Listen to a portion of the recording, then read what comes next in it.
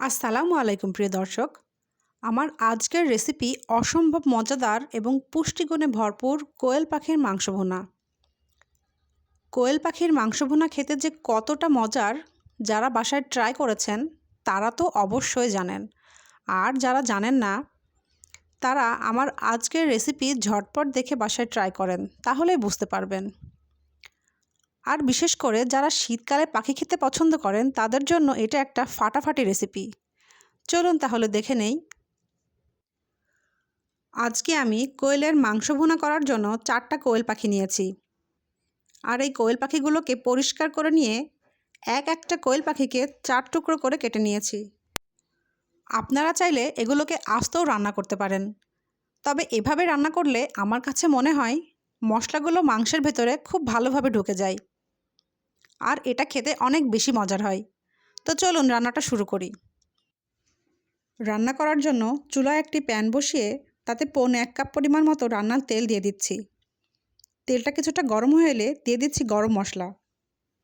এখানে আছে 3টা এলাচ, 3 টুকরো দারচিনি, 6-7টা গোলমরিচ আর টুকরো করা 2টা তেজপাতা। এখন এই মশলাগুলো সামান্য ভেজে নিচ্ছি, যতক্ষণ না পর্যন্ত এই মশলা থেকে সুন্দর একটা ঘ্রাণ আসে। কিছুক্ষণ পর যখন গরম মশলাগুলো থেকে সুন্দর একটা ঘ্রাণ আসবে, সে পর্যায়ে দিয়ে দিচ্ছি 1 কাপ পেঁয়াজ কুচি। মাংসটাকে যেহেতু আমি ভুনা করব, তাই পেঁয়াজটাকে একটু বেশি করে দিচ্ছি। আপনারা চাইলে কমিয়ে বা বাড়িয়ে দিতে পারেন। পেঁয়াজগুলোকে কিছুক্ষণ ভেজে লাইট ব্রাউন কালার অর্থাৎ হালকা বাদামি রং করে ভেজে নিব। যখন পেঁয়াজগুলো ভাজা হয়ে যাবে, তখন আমি দিয়ে দিচ্ছি আগে থেকে পরিষ্কার করে কেটে রাখা 4টা কোয়েল পাখি। আর আমি কিন্তু স্কিনটা অর্থাৎ চামড়াটা বাদ দিয়ে দিয়েছি, কেননা এগুলোর স্কিন নেওয়া যায় না। তো পানি ঝরানো কোয়েলের মাংসগুলো ভাজা পেঁয়াজের মধ্যে দিয়ে ভেজে নিতে হবে, কেননা মাংস ভেজে নিলে মাংসের টেস্টটা আরও বেড়ে যায়। তো মাংসগুলো একটু সময় নিয়ে উল্টে পাল্টে ভেজে নেব। যখন দেখা যাবে মাংসের রঙটা পরিবর্তন হয়ে গেছে, সে পর্যায়ে দিয়ে দিচ্ছি আধা টেবিল চামচ আদা বাটা, আধা টেবিল চামচ রসুন বাটা।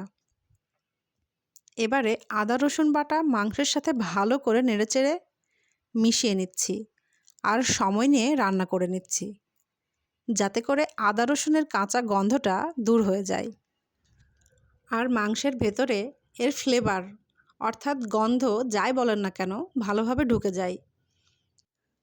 মাংসটা ভেজে নেওয়ার কারণে এর ফ্লেভারটাও অনেক সুন্দর হয়। তো এগুলোকে এভাবেই আমি 5 থেকে 6 মিনিট লো আঁচে ভেজে নিচ্ছি। 5-6 মিনিট ভেজে নেওয়ার পর দেখতেই পাচ্ছেন বন্ধুরা, মাংসের কালার কেমন চেঞ্জ হয়ে গিয়েছে। আর আদা রসুনের যে কাঁচা গন্ধটা ছিল সেটাও কিন্তু আর নেই। এ পর্যায়ে আমি এক এক করে বাকি মশলাগুলো দিয়ে নেব। তো প্রথমে দিয়ে নিচ্ছি 1.25 টেবিল চামচ লবণ, 1.25 টেবিল চামচ ধনিয়া গুঁড়া, 1.25 টেবিল চামচ শুকনা মরিচের গুঁড়া, আধা টেবিল চামচ হলুদ গুঁড়া, 1.25 টেবিল চামচ জিরা গুঁড়া।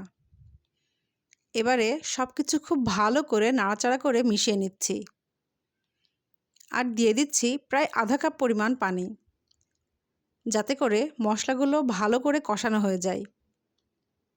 আর এই পানিটা কিন্তু ফুটন্ত গরম পানি। এই ফুটন্ত গরম পানিটা দিলে মাংসটা খুব দ্রুত সফট হয়ে যায় আর মাংসের স্বাদটাও খুব ভালো হয়।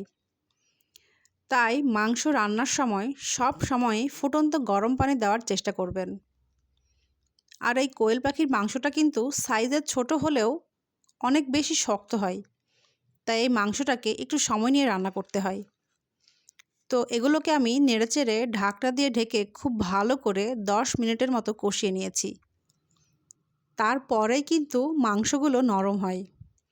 তো যখন মাংসগুলো সেদ্ধ হয়ে গিয়েছে, তখন আমি ঝোলের জন্য পানি দিয়ে দিচ্ছি। আর এই পানিটা শুধুমাত্র ঝোলের জন্য না, মাংসগুলোকে ভালো করে পুরোপুরি সেদ্ধ করার জন্যও। আমি এই মাংস রান্নায় কোনো ঝোল রাখবো না, কারণ এই কোয়েল পাখির মাংস রান্নায় ঝোল রাখলে খেতে ভালো লাগবে না। এজন্য এগুলোকে ভুনা ভুনা করলেই বেশি ভালো লাগবে। তো তো এখানে আমি 2 কাপ ফুটন্ত গরম পানি দিয়ে নাড়াচাড়া করে মিশিয়ে নিয়ে মিডিয়াম আঁচে প্রায় 30 মিনিটের মতো রান্না করব। তো ফিরে আসছি 30 মিনিট পর। আর এরই মধ্যে কিন্তু আমার মাংসগুলো একদম 100% সিদ্ধ হয়ে গিয়েছে। আর এর থেকে খুব সুন্দর একটা ঘ্রাণ আসছে। মাংসটাকে নামানোর আগে আরও ঘ্রাণটাকে বেশি করতে আমি এখানে অ্যাড করে দিচ্ছি গরম মশলা গুঁড়ো, যেটা কিনা মাংসের স্বাদকে দ্বিগুণ পরিমাণ বাড়িয়ে দেয়। আপনারা চাইলে গরম মশলার পরিবর্তে টালা জিরা গুঁড়াও দিতে পারেন। আর যে কোনো ধরনের মাংস রান্নার শেষে এই টালা জিরা গুঁড়া বা গরম মশলা গুঁড়া দিলে স্বাদ দ্বিগুণ বেড়ে যায়। তো গরম মশলাগুলো দিয়ে আমি মাংসগুলোকে প্রায় 2 মিনিটের মতো রান্না করে নিয়েছি। আর এরই মধ্যে আমার রান্নাটা একদম হয়ে গিয়েছে। আমি চুলাটা বন্ধ করে দিয়েছি। আর এখন আমি আপনাদেরকে সার্ভ করে দেখাচ্ছি কেমন হলো আমার আজকের এই মাংস রান্নাটা। এই তো দর্শক, চুলা থেকে নামিয়ে আমি একটা সার্ভিং ডিশে সার্ভ করে নিয়েছি। অসম্ভব মজাদার, যা একবার খেলে বারবার খাওয়ার ইচ্ছে জাগার মতো দুর্দান্ত স্বাদের এবং পুষ্টিগুণে ভরপুর কোয়েল পাখির মাংস। আমার আজকের এই রেসিপিটা আপনাদের ভালো লেগে থাকলে আপনারা প্লিজ বাসায় ট্রাই করবেন। আর আমাকে কমেন্ট করে জানাবেন আপনাদের মাংস রান্নাটা কেমন লেগেছিল। আর রান্নার বিষয়ে কোনো কিছু জানতে চাইলে আমাকে প্রশ্ন করবেন। আমি আপনাদের প্রশ্নের উত্তর দেওয়ার চেষ্টা করব। আজকের মতো এখানেই শেষ করছি। সবাই ভালো থাকবেন, সুস্থ থাকবেন। আল্লাহ হাফেজ।